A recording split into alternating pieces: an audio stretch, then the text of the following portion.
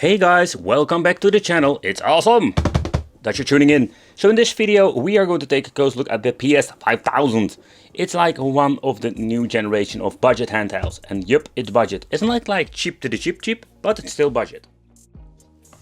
Okay guys, but what is this PS5000? It's very simple. It comes with 10 different simulators.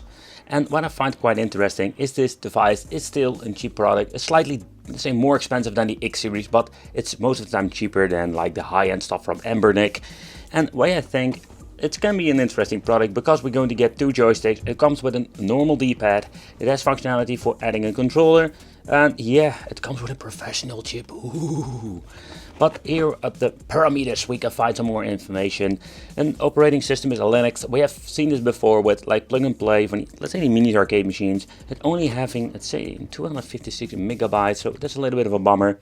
Flash 128 megabytes, and the resolution is 960 by 544 when it comes to the screen resolution. The emulators itself runs up to N64, but I can already tell you it's a freaking lie, because N64 is very difficult to emulate, especially on cheap devices with such basic specifications. They are bringing these things with 3 different handhelds. You can see like they always try to mimic the Switch somehow, but that's not what we're going to do today. If I'm recalling it correctly, I ordered the yellow one. Yep, they sent me the right one. So the packaging itself looks kind of nice. They did a very nice job. They're getting better at it, like picking it up with better boxes. So people love collecting these things. It's very convenient. It even comes with HDMI cable because this thing has HDMI functionality. Because what you can do with it, and that is what we're going to try out, is that we can use this thing like a game system. Ha! Finally, we're going to get the option for reading this actually like in English. Let's have a 5-inch IPS OLED screen. I don't believe it as an OLED screen, but at least an IPS display. So this thing is slightly difficult to find simply because they are like not super common, but I found one and I'm hoping in the future we can still find one because this thing is not really bad. But look what we're going to get at the bottom. And I'm not talking about the basic, what is it? Micro USB cable. Now we're talking about this, the controllers. And that's what I find very interesting. You can just plug this thing into your television with HDMI, connect two controllers, and you can have a lot of fun together with your friends. And that is more like a 2-in-1 option, or like a Switch idea, like not really with the docking station, but you can use it like an handheld and also like a game system. Sadly, the controls, oh boy, these things are like too tiny for my hands. The buttons feel really flimsy, slack start, the D-pad is super sturdy, and come on man, this analog stick is completely different position, more like, and it's even like a freaking horrible PSP knockoff slider joystick. Comes with a micro USB connection, but nevertheless, I really don't like these things. Alright, so let's see what's inside. Yeah. Let's take a close look at the handheld itself. So what I already told you, like it comes with a normal D-pad, and this D-pad, I think you can see it on the camera, like it's a very high D-pad. It got this nice curve, so it gets a little bit better. Let's say it comes with a better touch, so like I like it. It's like for a very long travel. 2 analog sticks, like the Nintendo Switch. The ABXY feel very nice. We're going to get at the top, we're going to get 4 shoulder buttons. So we're going to need I think we're going to get enough buttons to play some PlayStation 1, for example. On and off, HDMI out, micro port, USB 1 and 2. And the reasons for the controllers, the TF card, audio, headphone jack out. And I think we can use the first one for also charging the system. So at the back we're going to get 2 speaker holes. I'm curious if we're going to get actually like 2 speakers. So that's it folks, so there is nothing much to say about it. Volume control over here, select start. Yeah. It's very nice. So let's boot it up and let's see what we're going to get. Alright, so first of all, they were not lying about the LCD display or this IPS screen. Look at this, it looks freaking amazing. So that is something you don't see very often with these budget devices. So you can see like we found a rear gem.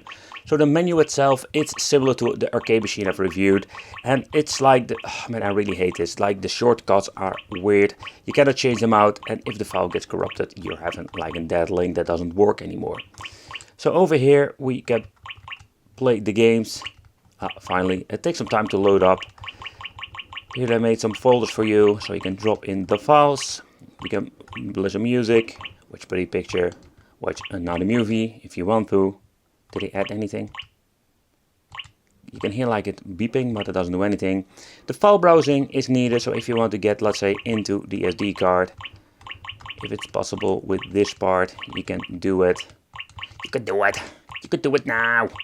But somehow it doesn't display the source, and that's kind of weird in my opinion. But overall, like language settings, so you need to press twice, really annoying. We have quite some different language settings, theme settings. Ooh, I like. Oh wait, I like this dark one. This is like more the power saving mode. Let's see, normally on. Key tune, which changes out. That sounds like a PlayStation Portable. I like it. Let's leave it to that. Restore default settings, and the system menu, it's still #1, and this device is for 2021. So what you need to take consideration with this device, if you want to upgrade the firmware, so far I know there is nobody in the community who is working with this. Yeah, it's such a big bummer. By the way, what I really hate about this is this PS5000 at the front. Why not put it on the back or something? Because this is really annoying.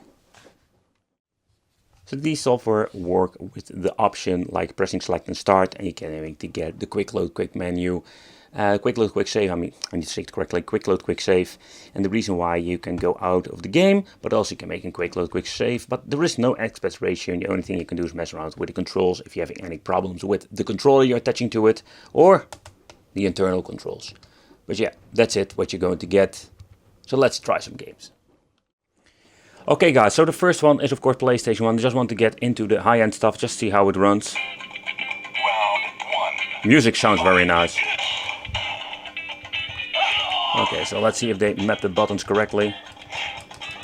Nope, they always seem to messing up. Like they're always like switching the A and B and the X and Y.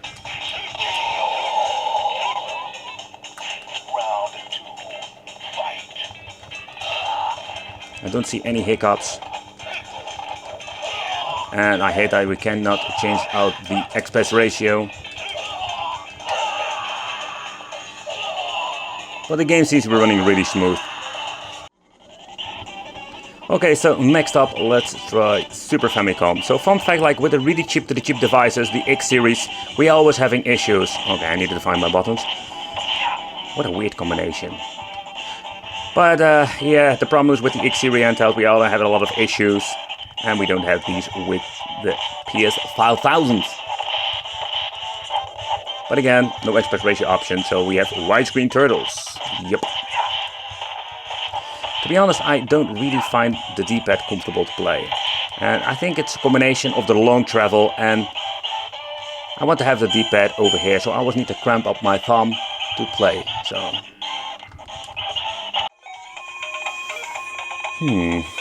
I do hear a minor stuttering in the music.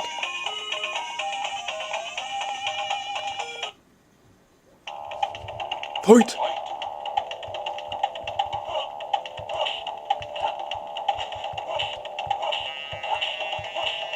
Let's make it a cake fight. Scorpion wins. So when it comes to MAME, it does have the option maybe to run PlayStation 1 and MAME very well, but it still have always limitation when it comes to MAME. You cannot run like the high-end stuff. Think about Tekken, Killer Instinct, the really high-end stuff. Old school MAME stuff will just run fine.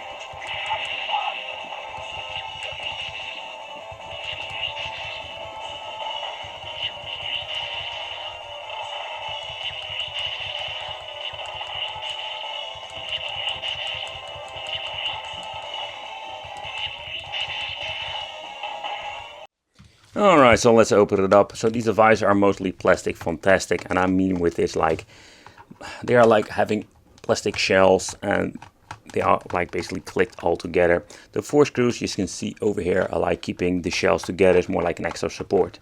Ooh, here it comes. Breaking the seal, breaking the seal. Wicked is naughty now. Let's get the screws out and let's see what kind of goodies do you got inside prior to time. But even that these devices are clicked together, like they did a very nice job. You can see like I have a lot of problems opening it up. Okay, so let's be very gentle with this. Let's see if I can keep it in one piece. Alright. Yep, let it go, let it go. I need to turn it around. Okay, so let's open it up, my friends, and let's see what we're going to get inside.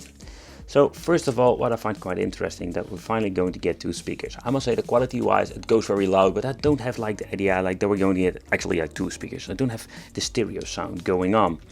Like what I do like about it, like finally they didn't solder it to the main board over here, because it's just a really common problem. Because most of the time they're soldering it and not using like connectors like these. I cannot tell how big this battery is, but the way how they assembled it is kind of cheesy in my opinion. Like they just slapped it in. Oh boy, oh boy, oh boy, oh boy, oh boy. So let's take a close look at here. So that's kind of funny, like they are yellow in the inside. We can just remove it. What I do like about this is that we can just basically say, hey, we can remove this, get yourself a new battery and maybe get a bigger one. The options, if you need to swap it out, you can do it fairly easy. Alright, so in this device they are using the ROG chip, the RK3128. Nowadays the new generation of devices do have the option for the ROG chip. Yeah, what I already mentioned a couple of times, the downside to this device is that we cannot add new emulators or firmware. So what you see, what you're going to get, and maybe they're not even using the ROG chip to the full potential because they're using maybe old emulators. Who knows? We cannot see. But what I find interesting is that they're using like the ROG chip, but the downside is like with the emulators and everything. Finding replacements for this device will be a pain in the butt. If you're going to get messing up like a ribbon cable, maybe you can find these, but finding parts for these devices is always like mission impossible in my opinion. But yeah, I just want to give you a peek in the inside just to see what you're going to get. So let's go on with the show. So by putting it back together, it's fairly easy. You just click it and you're ready to go. The construction, it's plastic fantastic. But combination with the battery, it weighs quite heavy and it feels kind of sturdy. Alright, but how heavy is this device? In total it weighs 212 grams, and that is not a lot. To give you like a quick comparison with a chip-to-chip device, the X6 for example, that weighs only 165. So in my opinion it's not very heavy. So for the people who do like having a handheld that feels kind of, let's say, durable, but still is very comfortable to bring with you because it's not heavy, the PS5000 can be a very nice option. But okay guys, how about the HDMI VGA or game console option? It works like a charm. When you plug in the HDMI cable, it will recognize the system instantly, so you don't need to tinker around with the settings, and it also applies for the controller itself. And the plug-and-play solution works indeed. It is not a freaking lie. So let's try the controller itself. I already noticed like this thing is going to be awful. There are no shoulder buttons, so only 6 buttons. So you will be limited when you're playing some games. The HDMI signal, I have this idea like it's really low resolution. Like it's not like full HD or 480 or 720p. And again, there is no way of changing any of these things out. The only thing you can do is like pressing select and start. Go to the menu to change out the controls if you have any issues whatsoever. Alright guys, so this is what you're going to get with the PS5000. It's a quite interesting piece of technology. It even works on the ROG chip. And it's quite powerful to run up to PlayStation 1 and 64. Don't even bother, it doesn't run that great in my opinion. And again, I think they will using like a very old emulator, and that's the main problem. You cannot change anything out, and adding games, by the way, like a freaking nightmare. You can drag and drop them on an SD card and finding some, let's say, different ways to play them, but overall like it's not super convenient adding them to the system. I want to thank you for watching. Consider subscribing, hit that little bell, become one of the Wicked family, and I will see you in the next video.